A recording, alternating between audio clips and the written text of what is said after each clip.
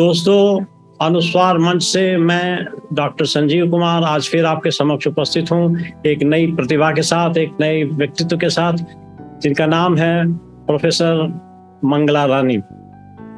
मंगला रानी जी बिहार से आते हैं और पटना में पाटलिपुत्र विश्वविद्यालय में प्राध्यापिका हैं और उन्हें लिखने का शौक बड़े लंबे समय से है और अब तक उनकी 8 पुस्तकें प्रकाशित हो चुकी हैं और एक साझा संकलन भी। इन 8 पुस्तकों में 6 तो कहानियां उपन्यास हैं और 2 कविता के हैं। तो इस प्रकार एक से अधिक विधा में वो पारंगत हैं और अपने हाथ आजमाती हैं। आज हम उसकी साहित्यिक यात्रा की पड़ताल करेंगे। स्वागत है मंगला जी। बहुत आभार। अनुस्वार मंच पर आपका बहुत बहुत स्वागत। और आज आपने समय निकाला। एक भूल सुधार है, ये गद्य की जो किताबें हैं मेरी सारी समीक्षात्मक किताबें। अच्छा, चलिए आगे भी डिस्कशन में उन पर पड़ताल करेंगे, उन पर बातचीत करेंगे।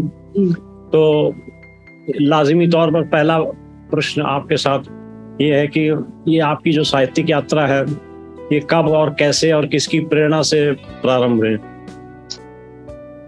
मैं साहित्य की विद्यार्थी रही। हिंदी साहित्य से मैंने पीजी किया, उसमें रिसर्च किया, डीलिट की डिग्री पाई। मेरा माहौल बहुत साहित्यिक रहा। मेरे माता पिता दोनों प्रोफेसर थे और मुझे वह माहौल मिला। वो भी राष्ट्रीय अंतर्राष्ट्रीय स्तर के विद्वान लोग थे। मेरी माताजी वर्ल्ड हुइज हू और एशिया पैसिफिक हुइज हू में सबसे ज्यादा पढ़ी लिखी महिलाओं में शामिल हैं। मेरे पिताजी की भी पुस्तकें चलती हैं यूनिवर्सिटी वगैरह में। अच्छे विद्वान थे, कवि थे, समीक्षक थे। तो मैं ऐसे परिवार से आती थी, तो मुझे ये माहौल मिला था। आपको विरासत में मिली साहित्य? जी, आपको विरासत में मिली। जी। माहौल बहुत परिष्कृत रहा। बड़े बड़े विद्वान आते थे, हमारे घर में ही रुकते थे, तो उन सब से संस्कार मिलते थे। तो ऐसे माहौल में मेरा पढ़ना, मैं पढ़ाई में बहुत उत्तम रही शुरुआत से। तो विश्वविद्यालय वगैरह में गोल्ड मेडलिस्ट रही। तो ये सब पढ़ने का एक वो था और लिखने का शौक। जो लोग पढ़ते हैं वो लिखना जरूर चाहते हैं। तो ऐसे में मेरी कलम साफ होती गई कहीं। तो और पढ़ाना मुझे बहुत अच्छा लगता है। मुझे बच्चों के बीच रहना बहुत अच्छा लगता है। मैं विश्वविद्यालय में ज्यादातर विद्यार्थियों के बीच रहती हूँ और उनके बीच लोकप्रिय प्रोफेसर कही जा सकती हूँ। तो यही मेरा अचीवमेंट है। यही मैं अपना बहुत बड़ा काम समझती हूँ कि मैं बच्चों के बीच हूँ। नहीं, बच्चों के बीच में रहने से अच्छा रहता है, क्योंकि आदमी तभी खुश रहता है जब वो बचपन में रहता है। और बच्चों के बीच में आप बचपन की याद ताज़ा हो जाती है तो बहुत अच्छा रहता है। यही आपकी ऊर्जा का स्रोत बनता है। तो मैं जानना चाहूँगा या हमारे दोस्त जानना चाहेंगे कि आपकी पहली कौन सी रचना प्रकाशित हुई थी और कब? मेरी पहली रचना थी हिंदी साहित्य मूल्यांवेषण। ये मुझे लगता है कि 92 या 3 की पुस्तक है। मैं 90 में विश्वविद्यालय सेवा में आ गई थी, लेक्चरर के रूप में। जी। और उसी समय मेरी एक पुस्तक निकली थी। और उसके बाद क्योंकि मैंने मूल्य बोध पर काम किए थे, पीएचडी भी मैंने उसी पर किया और विश्व साहित्य पर मैंने के मूल्य बोध, समीक्षकों के मूल्य बोध पर डीलिट की डिग्री पाई थी पटना यूनिवर्सिटी से। तो मेरी सारी पुस्तकें मूल्य आधारित हैं। जैसे हमारी संस्कृति, मूल्यों की अमूल्य परंपरा, भारतीय दर्शन में मूल्य, ऐसे 6 किताबें गद्य की हैं जो समीक्षात्मक हैं और जो समीक्षक एस्टैब्लिश्ड हैं उनके ऊपर मेरी एक पुस्तक है। तो ऐसी समीक्षात्मक पुस्तक है। बाद के समय में मैंने कविता मैं डायरी में ही लिखती थी, लेकिन लोगों के दबाव पर कि नहीं आपकी अब कविता पुस्तक भी आ जानी चाहिए। तो ये 2015 की बात है कि जब मेरी कविता की पुस्तकें निकलने लगी। नहीं, लोगों ने सही दबाव डाला, क्योंकि जब आप सोचते हैं तो वो चीज़ आपकी अपनी होती है और जब आप उसे लिख देते हैं तो आपकी चीज़ नहीं रह जाती, वो पराई हो जाती है। उसे पब्लिक में आना ही चाहिए। अभी मैंने प्रेम जन्मेजय जी को बहुत प्रेस करके उनकी नादान अभिव्यक्तियां निकलवा ली पुराने समय की, उनका प्रकाशन किया, तो ये बहुत अच्छा काम हुआ। कविता के क्षेत्र में तो होना ही चाहिए, क्योंकि अगर मूल रूप से देखा जाए तो साहित्य का प्रारंभ ही कविता से हुआ है। जी जी जी, बिल्कुल। अभी तो आप हमसे बहुत अधिक ज्यादा ज्ञान रखती जी है हिंदी में, मैं तो हिंदी की वाल्मीकि का विद्यार्थी भी नहीं श्लोक हूँ। बड़ा। मैंने कक्षा 9 से मैंने कॉमर्स पढ़ी, हिंदी मेरा विषय ही नहीं रहा, लेकिन फिर अच्छा, भी रुचि थी तो 100 किताबें लिख डाली। 100 किताबें लिख डाली। इतिहास ही रच डाला।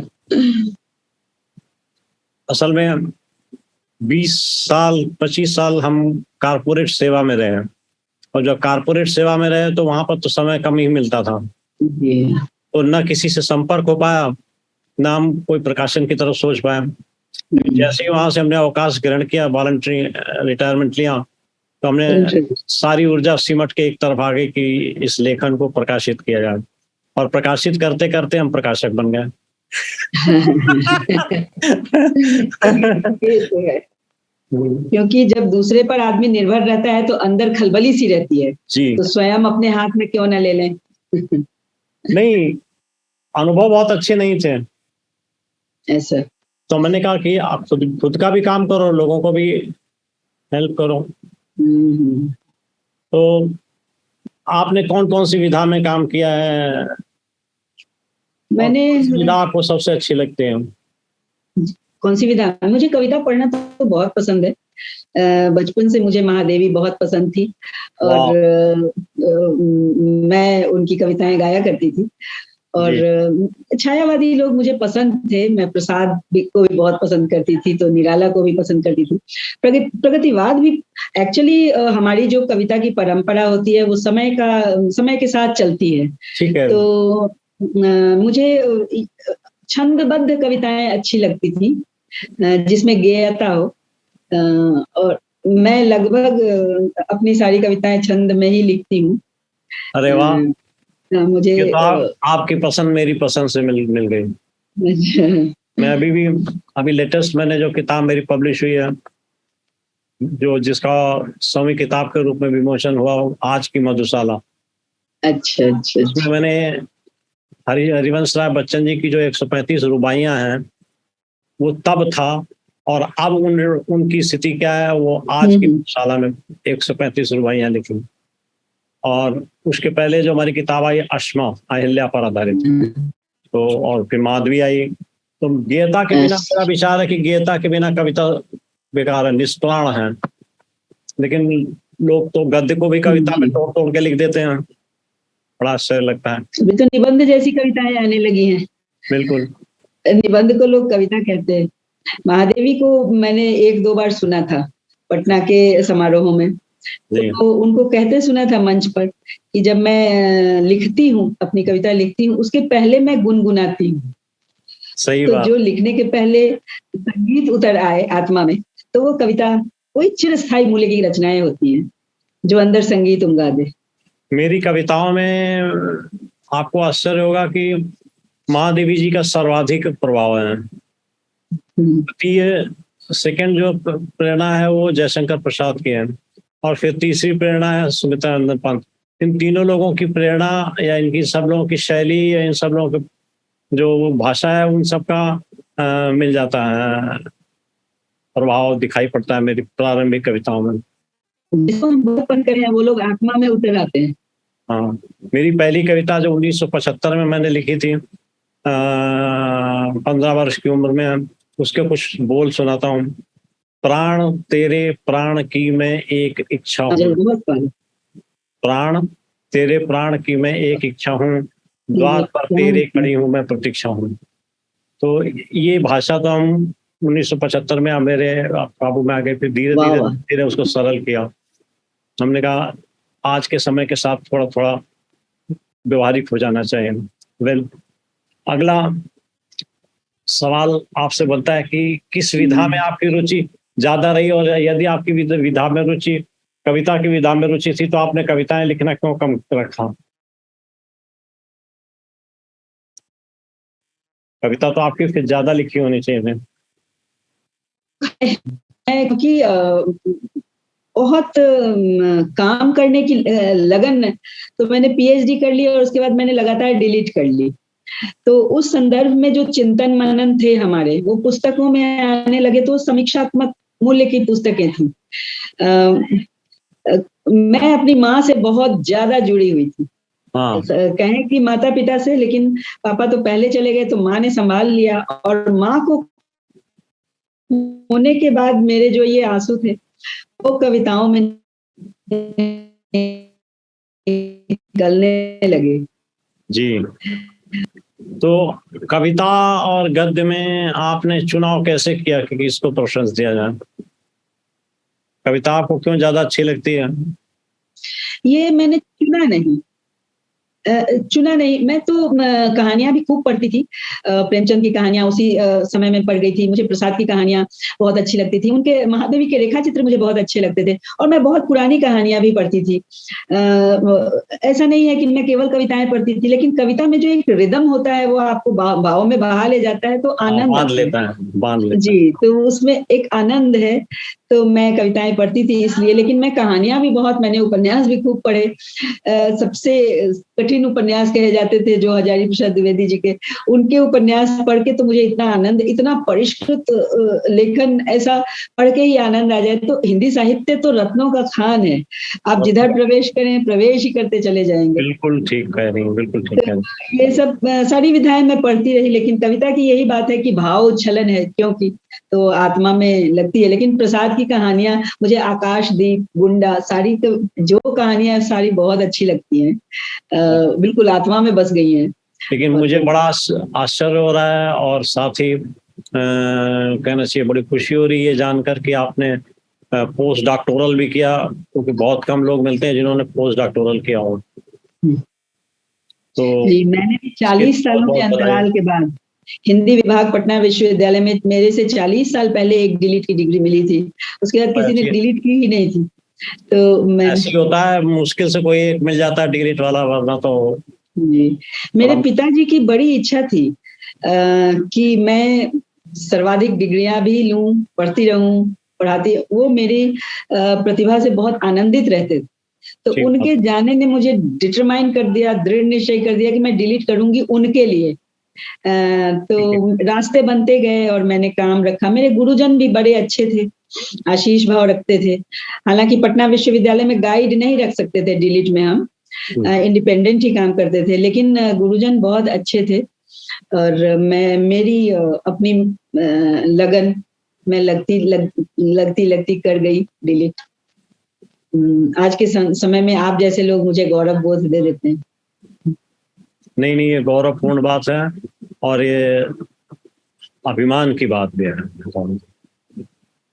पीएचडी करने में लोगों के घोड़े खुल जाते हैं, और डिलीट तो बहुत बड़ी चीज है। मेरा भी अप्रूव हो गया था टॉपिक, लेकिन मैं कारपोरेट में व्यस्त होने के कारण डिलीट कंप्लीट नहीं कर पाऊँ। खैर, आगे चलते हैं। आपके जी, एक बार दोहरा दिया जाए प्रश्न। जी, एक बार प्रश्न दोहरा दिया जाए, एक फोन आ गया। आपकी कौन कौन सी कृतियां हैं जिनका उल्लेख करना चाहेंगे? यदि आपके आसपास उपलब्ध हो तो आप उसे डिस्प्ले में भी दे सकते हैं। दरअसल मैं कल के कार्यक्रम के लिए आई थी, तो मैं बेटी के यहाँ हूँ, तो यहाँ मेरी पुस्तकें तो नहीं है, लेकिन कुछ कविताएं मैं फेसबुक से निकाल के आपको पढ़ के सुना सकती हूँ। तो एक कविता सुनाइए। जी,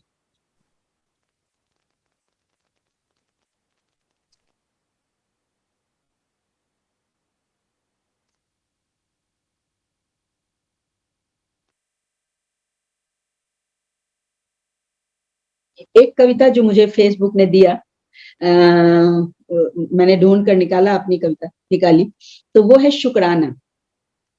कविता का शीर्षक है शुक्राना। तो मैं पढ़ती हूँ। जब आंखें बंद करूं मन में कुछ शब्द सीप आंखें खोलें। जब आंखें बंद करूं मन में कुछ शब्द सीप आंखें खोलें, पन्नों पर उतरे हौले से अक्षर मोती का नजराना। पन्नों पर उतरे हौले से अक्षर मोती का नजराना। वो ढुलक ढुलक कर चमक चमक दरवाजे खोलें अंतस के। अंतः की पीड़ मचल पड़ती दे सुबह के क्षणों का शुक्राना। अंतः की पीड़ मचल पड़ती, दे सुभग क्षणों का शुक्राना।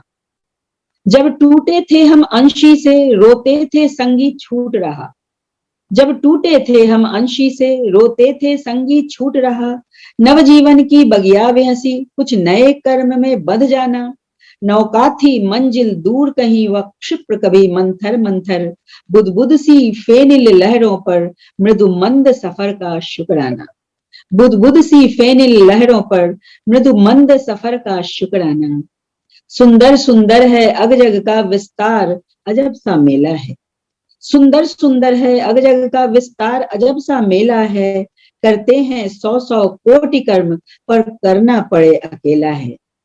हो पूर्ण सजग अस्तित्व प्रखर, बहुमूल्य सृजन पर इतराना। फिर शक्ति संचरित भाव सरस, सुरमई सांध्य का शुक्राना। फिर शक्ति संचरित भाव सरस, सुरमई सांध्य का शुक्राना। जो लेकर आए दिया वही, उन अवदानों का क्या कहना। जो लेकर आए दिया वही, उन अवदानों का क्या कहना।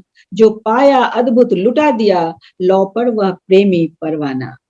जो पाया अद्भुत लुटा दिया, लौ पर वह प्रेमी परवाना। लौटेगी नैया फिर से घर, मन का विभोर हो बल खाना। लौटेगी नैया फिर से घर, मन का विभोर हो बल खाना। फिर सौंपेंगे हम टीस भरी विरही रातों का शुक्राना। फिर सौंपेंगे हम टीस भरी विरही रातों का शुक्राना। जब आंखें बंद करूं मन में कुछ शब्द सीप आंखें खोले, पन्नों पर उतरे हौले से अक्षर मोती का नजराना। अक्षर मोती का नजराना। एक कविता मैंने पढ़ी पूरी, कुछ उसमें दिखाई पड़ेगा।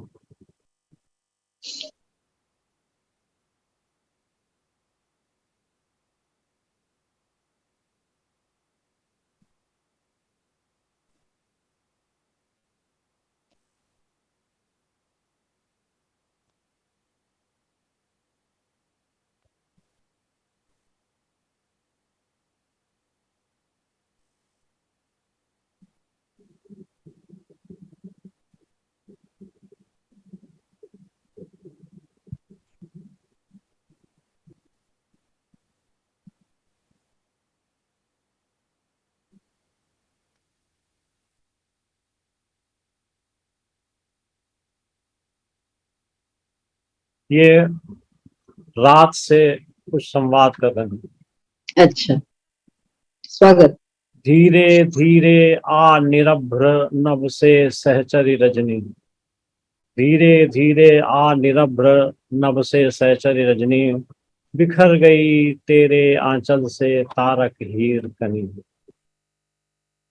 इतनी मतवाली मदमाती कितनी पागल तू। आंचल को न संभाल सकी रे मुग्धा चंचल तू। मुख पर ढीना घूंघट तमका चंदा अलकों में, और मंथर मंथर गति से झरती निदिया पलकों में। सारी याम बीत जाएगी चुन चुन तारक फूल। कहाँ चली थी किससे मिलने तू जाएगी। वाह वाह वाह। विकल आंसुओं की करती फिर मोती सी बरसात। विस्मित शून्य गगन में भटकेगी तू सारी रात। निद्रा में डूबा है सख देखो सारा संसार। ज्योत्सना की छाया में तेरा ये कैसा अभिशाप। वाह, महादेवी की याद दिला दी। धीरे धीरे उतर क्षितिज से आ वसंत रजनी।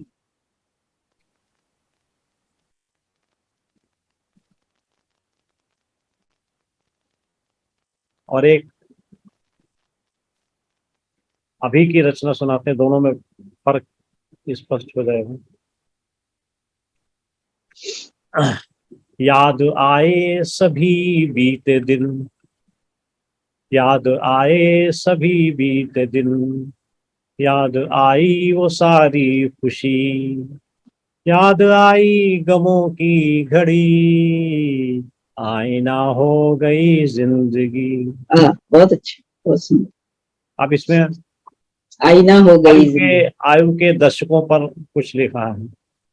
वो बचपन के दिन, वो खिलौनों के दिन, खेल के दांव सब याद आते हैं अब। खिलखिलाती है मन में खुशी, वाह वाह। महीना बन गई जिंदगी। अगला सोपान। ओके। दोस्ती यारियां, खुशियां दुश्वारियां, मिलना और छूटना, जुड़ना और टूटना, याद आती है हर वो घड़ी, वाह वाह वाह। ना हो गई जिंदगी। फिर अगला दशक। हाँ वो ख्वाबों के दिन, वो किताबों के दिन, मीठी परियों के दिन, मद वाह भरे पल और छिन, कैसा कैसा सफर वो हंसी, वाह वाह वाह। ना हो गई जिंदगी। कॉलेज डेज की याद जी दिला।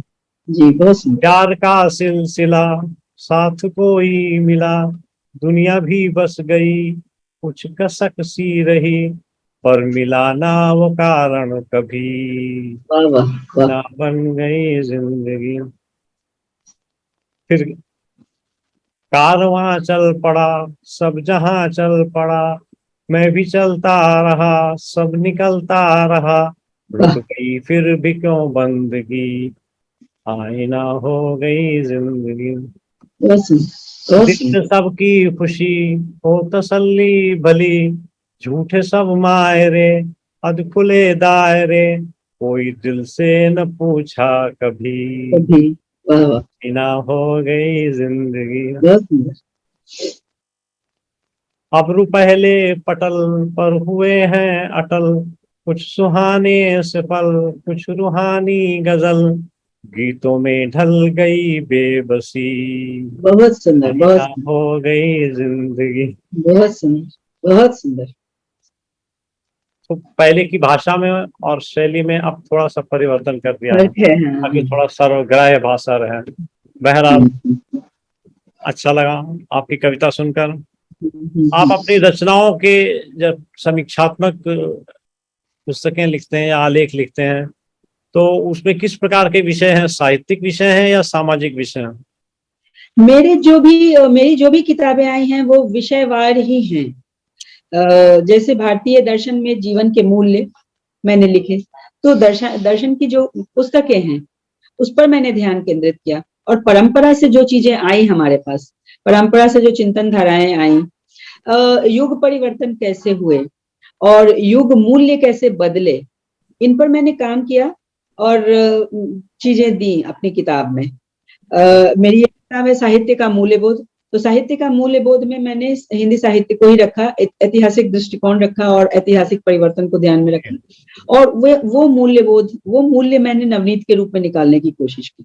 जी। और ऐसे ही मेरी, कुछ पूछना चाह रहे हैं? नहीं, हम ये पूछना चाह रहे थे कि कविताओं में कैसे विषय पैदा होते हैं। कविताएं स्वयं उद्भूत होती है, उसके लिए चिंतन नहीं करना पड़ता, स्वतः वो स्फूर्त उतर होती है। जाती है। जब मैंने कहा, जब आंखें बंद करूं मन में कुछ शब्द सी आंखें खोले, धीरे धीरे से हौले से अक्षर मोती का नजराना, तो ये उतरती एक है। कविता और सुनाइए हम, अच्छा। जो आपको पसंद हो। जी, मैं एक कविता। तो यहाँ आपकी बेटी कहाँ रहती है, गुड़गांव में या नोएडा में? ये गुड़गांव में रहती हैं। अच्छा मेरी बहन की बेटियां हैं अच्छा अच्छा। ये दोनों। मेरी एक बेटी है जो बैंगलोर में है और एक ही है। और ये दो बेटियां मैं कल लेकर आई थी इनको आपके इस मीटिंग में। अच्छा, हाँ दोनों ठीक लड़कियां आई थी और ठीक। मेरी बहन भी आई थी। हाँ, तो मैं बहन से इन्हीं तो के मेरे साथ को गुड़गांव मुखातिब में। नहीं हुआ, बच्चों को मैं देख रहा था आपके साथ बैठे थे। जी, दोनों बेटियां थी बहन की। और मेरी बहन भी इतिहास विभाग की प्रोफेसर हैं भागलपुर विश्वविद्यालय में। बहुत सुंदर। दोनों पति पत्नी प्रोफेसर हैं। तो हमारे यहाँ शिक्षक की संख्या ज्यादा मिलेगी। ठीक है। मेरे मेरे परिवार में भी शिक्षक है, मेरी माँ शिक्षक थी, मेरे अच्छा। पिता हाँ लेक्चरर थे, हाँ मेरी वाइफ हाँ। भी टीचिंग में रही और मैं भी विजिटिंग प्रोफेसर हूँ। वाह वाह वाह। फिर आपने अपनी दिशा बदल दी, नहीं, कॉर्पोरेट सेक्शन में चले गए। कारपोरेट सेक्टर में आ गए। मैंने कास्ट अकाउंटेंसी किया, फिर कंपनी सेक्रेटरी कोर्स किया, तो फिर हम्म, कारपोरेट में चले गए। हम्म, और कारपोरेट में जा करके बहुत कम समय मिलता था, इसलिए कहीं जाना आना हो नहीं पाता था। हम्म। लेकिन उसका फायदा हुआ, उसका फायदा ये हुआ कि कारपोरेट विजन में हर चीज एक टारगेट के आधार पर करनी पड़ती है हाँ जी, हाँ और हाँ। एक निश्चित प्रक्रिया के अंतर्गत करनी पड़ती है, तब वो सिस्टमेटिक रिजल्ट निकलते हैं।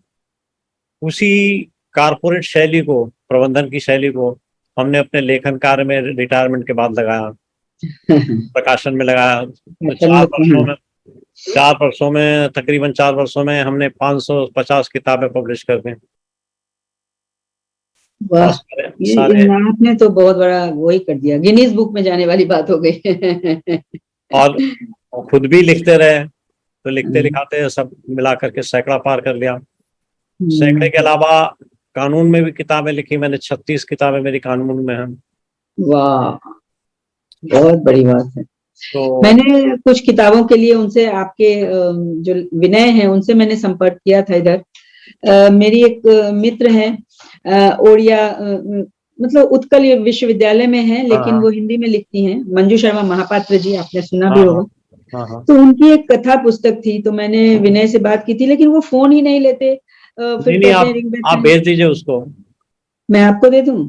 नहीं, वो बात ही नहीं करते विनय से, मैं बार बार वो घबरा जाता है, इतने सारे फोन आते हैं। आज की डेट में 150 किताबें मेरे पास प्रोसेस में हैं, और वो 150 किताब में से कम 20 फोन तो रोज आ ही जाते हैं। तो घबरा जाता है, काम की उससे ऊपर खिंचाई अलग से होती है और फोन पे अलग उसको खिंचाई हो जाती है। तो इसलिए वो कई बार ऐसा होता है कि जब महत्वपूर्ण काम कर रहा हो, जैसे अनुस्वार का एक अंक चल रहा है इस समय, या इसके पहले 16 तारीख वाले कार्यक्रम की तैयारी हो रही थी, तो वो नेचुरली भाग लेता है, थोड़ा सा होता है। हाँ, हो जाता है।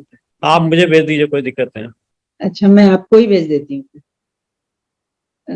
मेरी कविता मैं पढ़ दूं आपको जी। पहली पुस्तक थी हमारी खुशबुओं के चेहरे, पुस्तक का नाम है खुशबुओं के चेहरे। जी जी। तो उसी से ये कविता है। तुम शब्द हो मैं अर्थ हूँ, तुम शब्द हो मैं अर्थ हूँ, तुम उच्चरित मैं गृहीत हूँ, तुम उच्चरित मैं गृहीत हूँ, तुम फिसलते होठों से मैं हृदय और मस्तिष्क में प्रदीप्त हूँ।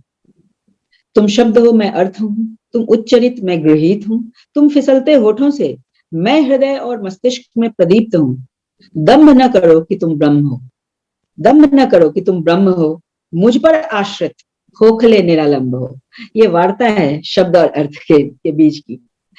दम्भ न करो कि तुम ब्रह्म हो, मुझ पर आश्रित खोखले निरालंब हो। तुम वाचाल हो मैं गंभीर हूँ, तुम वाचाल हो मैं गंभीर हूँ, सुनती है तुम्हें सृष्टि, गुनती है मुझे बार बार कर तेरी आवृत्ति, गुनती है मुझे बार बार कर तेरी आवृत्ति। आडंबर हो तुम, आडंबर हो तुम, संरचना में उलझते हो, सत्य हूं मैं परिणामों में सुलझता हूं। आडंबर हो तुम, संरचना में उलझते हो, सत्य हूं मैं परिणामों में सुलझता हूं। शब्द रचता खेल है, अर्थों की छाया सुशीतल आह्लादक पुष्पित बेल है। शब्द रचता खेल है, अर्थों की छाया सुशीतल आह्लादक पुष्पित बेल है। एक गुंजित है दूसरा गुंफित, एक मुखर है दूसरा प्रखर, एक स्थूल है दूसरा सूक्ष्म, किंतु क्या एक मर्त्य है और दूसरा ईश रूप अमर्त्य है।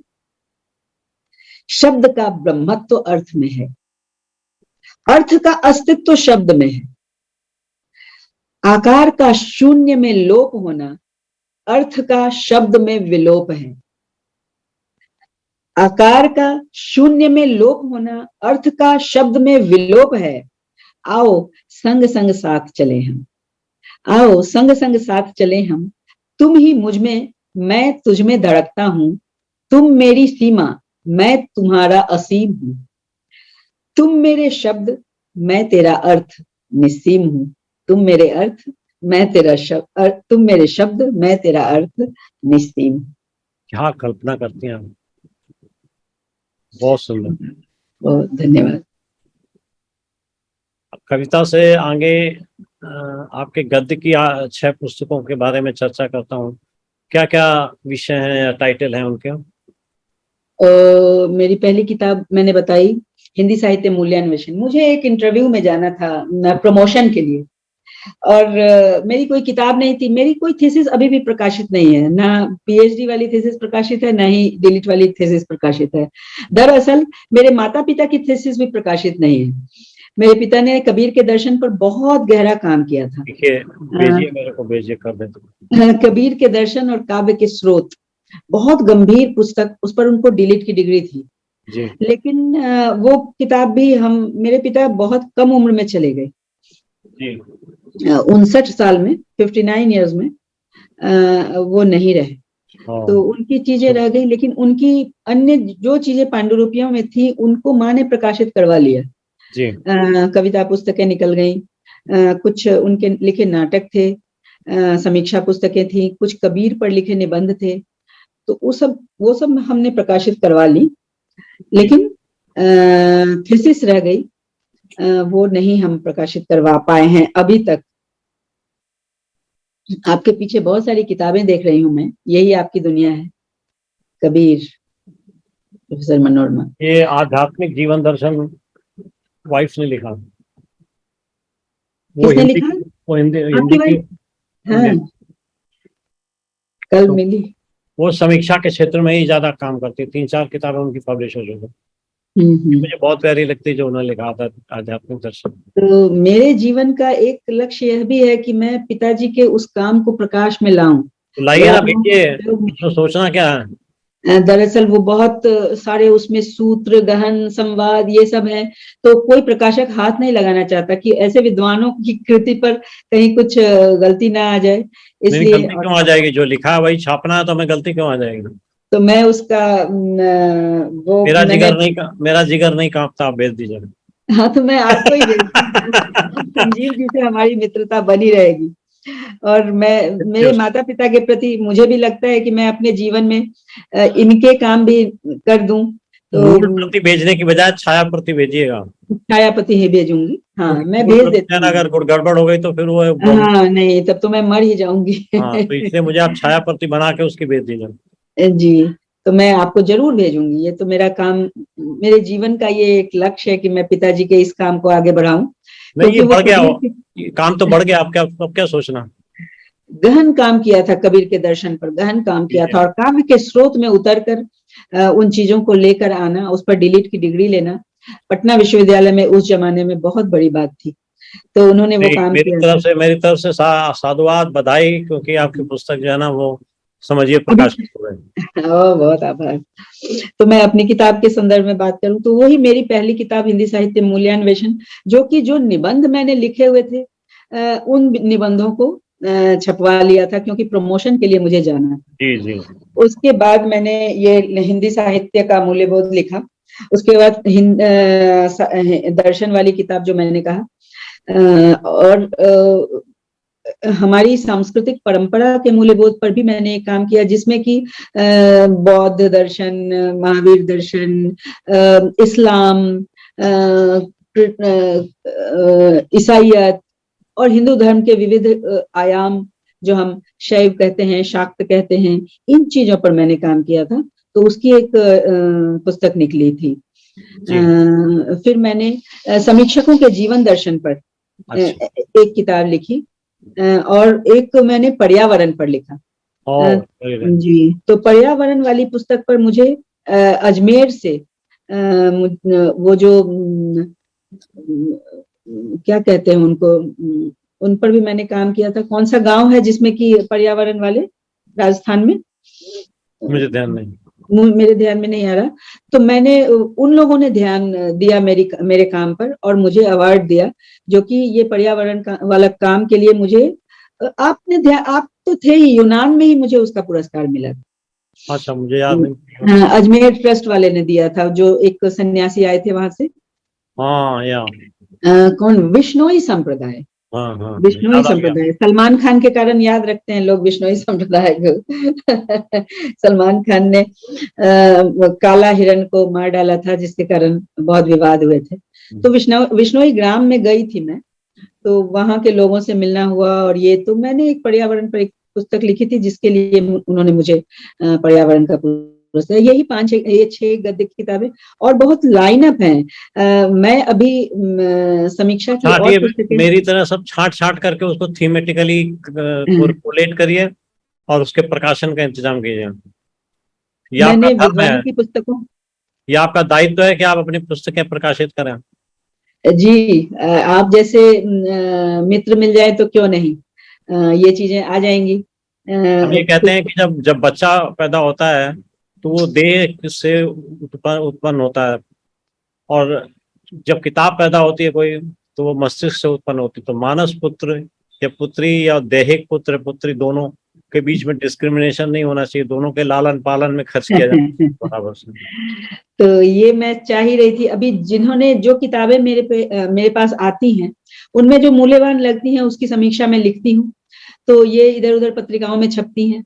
तो मैं इसी भी का किताब एक भेज रहा हूँ समीक्षा लिखने के लिए। हाँ, आप भेजें, मैं आपकी किताब के लिए भी जरूर लिखूंगी, क्यों नहीं। और मैंने शोधार्थियों के दृष्टिकोण से हाँ, मेरे 14 प्रबंध काव्य हैं, मतलब 13 प्रकाशित हो चुके हैं, एक प्रेस में है। अभी एक लड़का मेरे अंडर में अभी जो काम कर रहा है वो है बिहार के कवियों पर लिख रहा है। आपका हाँ, बिहार से कोई लिंक है क्या? कभी बिहार से हमारा कोई लिंक नहीं। कोई लिंक नहीं है, तो बिहार के कवियों पर वो अभी काम कर रहा है, तो इसमें मैं जोड़ नहीं सकती, लेकिन आगे अभी कोई काम होगा तो मैं जरूर। हाँ, मैं आपको कुछ टॉपिक भेज दूंगा जिनको आप अपने हिसाब से चेंज करके उपयोग में ला सकती हैं, और आई विल सेंड बुक। अपना एड्रेस आप मुझे भेज दीजिएगा। हाँ जी, जी। एक ये मैंने सेशन के महाकाव्य बच्चे तो लिखा है। रजिस्टर्ड हो गए, अब अगले सेशन में ही ये हो हाँ, सकेगा कोई दिक्कत ये। नहीं, जी, क्योंकि 100 किताबें लिखने के बाद थोड़ा सा शोध कार्य भी होना उचित हो जाता है। जी। शौर्य परक कुछ लिखा है क्या आपने? जैसे शौर्य परक वीरता, जैसे कि भारतवर्ष में वीरता की भी एक कौम रही है, राजस्थानियों ने बहुत बलिदान दिए हैं। हाँ, राजपूतों। हाँ, तो उस पर क्योंकि मैं राजस्थान से भी जुड़ी हूँ। अच्छा, मेरी ससुराल राजस्थान में है, झुंझुनू डिस्ट्रिक्ट में। झुंझुनू तो हम हम जाते रहते हैं, सालासर जाते हैं, तो झुंझुनू होकर ही जाते हैं। झुंझुनू करीब, तो मैं रानी सती हम का लोग, मंदिर भी देखा। अच्छा, तो हम उधर के ही, मूल रूप से हम उधर के ही निवासी हैं, चित्तौड़गढ़ के। बिहार में आके बसे हुए हैं मेरे माता पिता, लेकिन विवाह वगैरह राजस्थान में कर लेते हैं। दोनों कुल के लिए लिखा था। जी। रूखी रूखी शुष्क हवाएं, छाती फटी फटी सी धरती। रूखी रूखी शुष्क हवाएं, छाती फटी फटी सी धरती। बच्चों को खोया है हमने, कथा कहे वो सुबह सिसकती। बच्चों को खोया है हमने, कथा कहे वो सुबह सिसकती। रक्त नहाकर अभिमंत्रित सा खड़ा दिखता पर्वत निष्ठुर। रक्त नहाकर अभिमंत्रित सा खड़ा दिखता पर्वत निष्ठुर। एक एक कण ऋणी बना है, कहती हवा फिजा में उड़ उड़। दुश्मन के तोपों के आगे चमकी थी तलवारें सन सन। दुश्मन के तोपों के आगे चमकी थी तलवारें सन सन। बच्चा बच्चा आज बच्चा बच्चा आज हुआ गौरव से तन मन। खिलड़े हैं गढ़ सिर थाने, राजधर्म सा चरित महान। झुक झुक कर मैं नमन कर रही मेरा प्यारा राजस्थान। वाह। अब दूसरा चित्र है। बुद्धि भावना जलथल उत्तम, माटी की मसृण पहचान। मैं बिहार की बेटी लाई, संग दहेज में अतुलित ज्ञान। बुद्धि भावना जलथल उत्तम, माटी की मसृण पहचान। मैं बिहार की बेटी लाई, संग दहेज में अतुलित ज्ञान। एक पृष्ठ है बुद्ध महात्म, एक पृष्ठ राणा की आन। एक पृष्ठ है बुद्ध महात्म, एक पृष्ठ राणा की आन। मीरा के पद गूंजे मन में, सीता की मीठी पहचान। मीरा के पद गूंजे मन में, सीता की मीठी पहचान। दोनों कुल दो आंखें मेरी, मैं हूं दो कुल की अवदान। दोनों कुल दो आंखें मेरी, मैं हूं दो कुल की अवदान। वीर भूमि और ज्ञान भूमि की मैं प्रतीक अभिनव वरदान। वीर भूमि और ज्ञान भूमि की मैं प्रतीक अभिनव वरदान। धोड़ा में मैं प्राण तजूंगी, धोड़ा में मैं प्राण तजूंगी। जन्म लिया इस भूमि निहाल, गंगा की शीतल धारा से पाटूंगी मरुभूमि विशाल। गंगा की शीतल धारा से पाटूंगी मरुभूमि विशाल। वाह वाह। आपकी भाषा में भी यूं कह सकते हैं कि काफी स्तरीय भाषा रहती है आपकी। भाषा के संस्कार कविता में दिखने चाहिए। मैं इसमें विश्वास करती हूँ कि साहित्य हमें सुसंस्कृत बनाता है, साहित्य हमें परिष्कार देता है। अगर हम भाषा को परिष्कृत नहीं रखेंगे तो ये साहित्य चिर मूल्य का नहीं हो सकेगा। बिल्कुल ठीक। मुझे फिर महादेवी स्मरण होती हैं, उन्होंने यह भी कहा था किसी मंच से कि हास्य कवि कविता लिखते हैं तो वह क्षणिक आनंद ही प्रदान कर सकता है, चिरस्थायी मूल्य जीवंत नहीं हो सकता। कालजयी नहीं हो हाँ, सकता। हास्य कवि आप, हाँ, उसी समय हंसाएगा और लोग भूल जाएंगे, लेकिन जो कविता में सच्चाई होती है, जो पीड़ा होती है, आंतरिक दर्द होता है, जो महादेवी में हम देखते हैं, उन्हें पीड़ा का कवि कहते हैं, तो वो चीजें चिरस्थायी मूल्य की होती है, हम दुख कभी नहीं भूल सकते। और उनका यह भी कहना था कि दुख ही वो सूत्र है जो सारे संसार को एक सूत्रित कर सकता है। अभी कोरोना में हमने देखा ही कि पूरा विश्व एक हो गया था इस पीड़ा में, इस दुख में। तो ये बड़े लोग जो कह गए हैं, तो ये ऐसी चीजें हैं जो कभी नहीं भूल सकती, और ये मूल्य ही मैं संगठित करती रहती हूँ, और ऐसे ही हमारा काम है। जी हाँ जी, कि मूल्यों को संगठित करके, सुगठित करके जी किया जाए ताकि लोगों को उससे जी फायदा मिल सके। मेरे शोध में काव्य भी संकलन है खामोशी की चीखें। जी, बहुत बहुत स्वागत।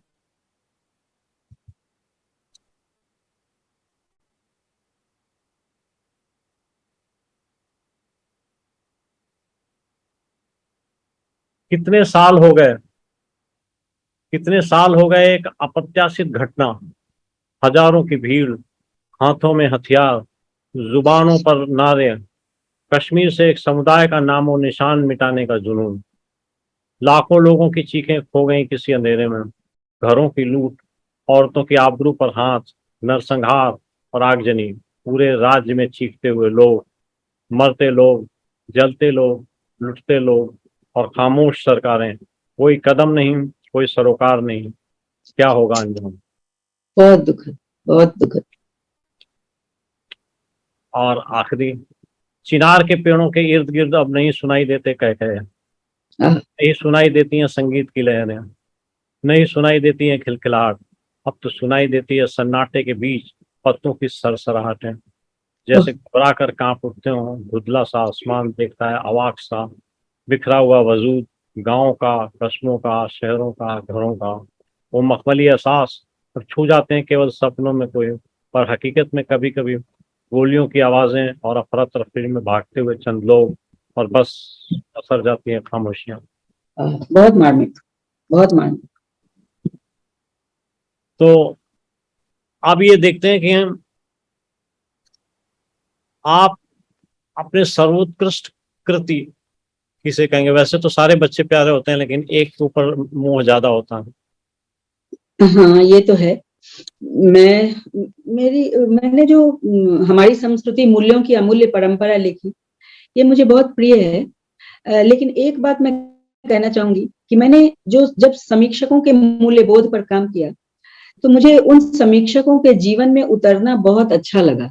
क्योंकि समीक्षा सिद्धांत जो लोग देते हैं, वो समीक्षक हैं जो समीक्षा सिद्धांत दे गए और हम उनको पढ़ते हैं, लेकिन वो जो समीक्षा के सिद्धांत गढ़ते हैं, तो उसके अंदर उनके अपने कैसे चिंतन होते हैं, क्या मूल्य होते हैं, कैसे वो अपनी समीक्षा के सिद्धांत को गढ़ के हमारे लिए दे देते हैं और हम उस पर आगे बढ़ते हैं, तो किस विश्वास से आगे बढ़ते हैं। इस संदर्भ में मैंने उनके जीवन के अंदर उतर कर उनकी परिस्थितियों को जानने की कोशिश की।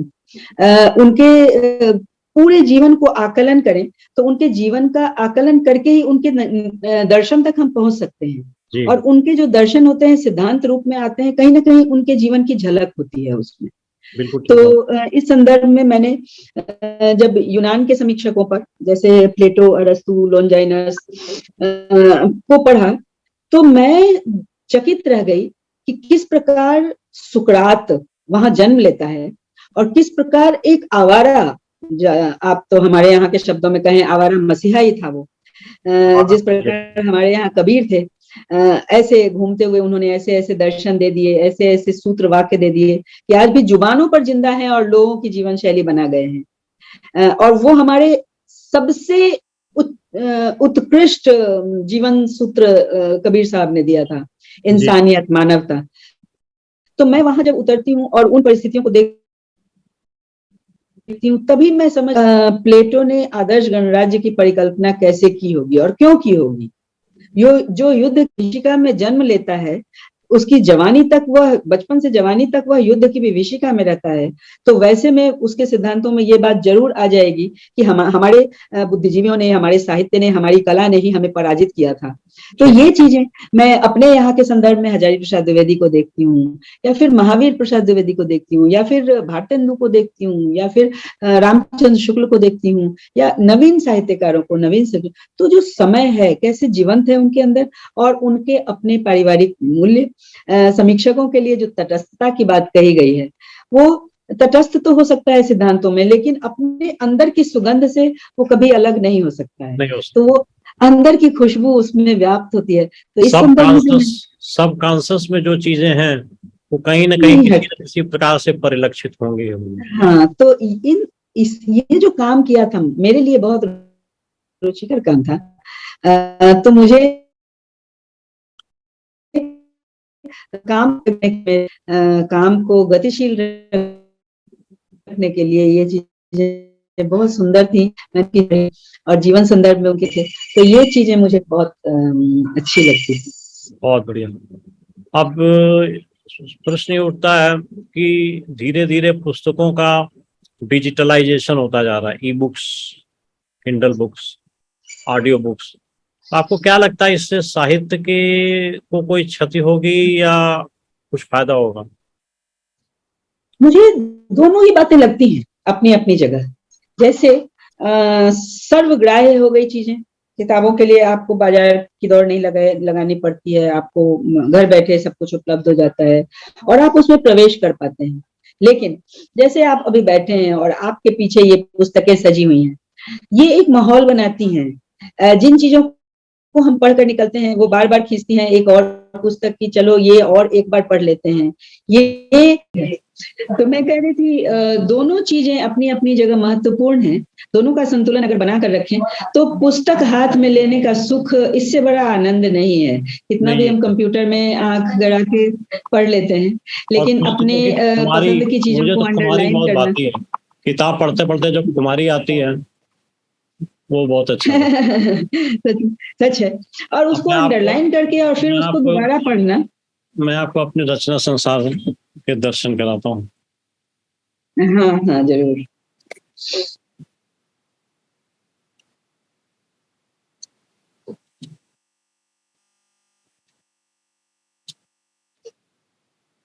आप देख सकते हैं यहाँ से बहुत विस्तृत, बहुत विस्तृत, बहुत विस्तृत। पूरी रैक जो है वो हमारी है। हमको देख के अच्छा लगता है, इतने सारे बच्चे। इसलिए पुस्तक रहना बहुत जरूरी है। कितना आप कंप्यूटर में ढूंढेंगे। ये जो मेरे घर में भी लाइब्रेरी है मेरे पिताजी की, उसमें तो बहुत ही महत्वपूर्ण पुस्तकें होंगी, पुरानी पुस्तकें भी। हाँ, तो जब हमारा घर बना था, हम पहले एक फ्लैट में रहा करते थे, बाद में घर बना। तो जब हम घर में आए तो हमारे घर में पिताजी ने पूजा घर नहीं बनवाया था। तो लोग आके पूछते थे कि आपने पूजा घर नहीं बनवाया है, तो लाइब्रेरी दिखा के कहते थे कि यही हमारी पूजा है और यहाँ सरस्वती का वास है, तो यही हमारा पूजा घर है। तो ऐसे माहौल में हम लोग पले बढ़े। तो हम लोग इन छोटी बातों से, जाति, धर्म, समाज, वर्ग से बहुत अलग रहे। हाँ, इन चीजों में कभी संस्कारों में कोई अच्छी चीज आई ही नहीं, क्योंकि ऐसे माहौल में कर्म कांड नहीं, लेकिन आंतरिकता में धर्म है, जरूर है। जो हम धारण करते हैं वही धर्म है, जो हम कर्म करते हैं वही पूजा अर्चा है। महादेवी कहती हैं क्या पूजा क्या अर्चन रे, उस असीम का सुंदर मंदिर मेरा लघुतम जीवन रे। तो ऐसी चीजें, कबीर साहब कहते हैं जह जह जाऊं सोई परिक्रमा, जो कछु करूं सो पूजा। तो हम पूजा भाव से सारे काम करें। संजीव जी, मैं विदा इसलिए चाहूंगी कि मुझे आज आखिरी प्रश्न पर ऑलरेडी पहुंच चुके हैं। आखिरी प्रश्न ये है कि आपकी साहित्य के अलावा क्या क्या अभिरुचियां हैं? मैं छोटी थी तो खेला करती थी, और मैं खो खो की प्लेयर थी और स्टेट लेवल से खेला करती थी। तो मुझे स्पोर्ट्स बहुत पसंद थे। और मैंने जैसा कहा कि बच्चों के बीच रहना मुझे बहुत पसंद है। मेरे घर में इधर मायके की तरफ से 6 बच्चे हैं, सभी मुझे सबसे ज़्यादा प्यार करते हैं। तो मुझे ये चीज़ें बहुत लुभाती हैं और मैं अभी भी छोटी-छोटी कहानियाँ भी पढ़ना पसंद करती हूँ, कविताएँ पढ़ना पसंद करती हूँ शांत क्षणों में। और विद्यार्थियों के बीच मेरा ज़्यादा से ज़्यादा समय कॉलेज के विद्यार्थियों के साथ ही गुज़रता है।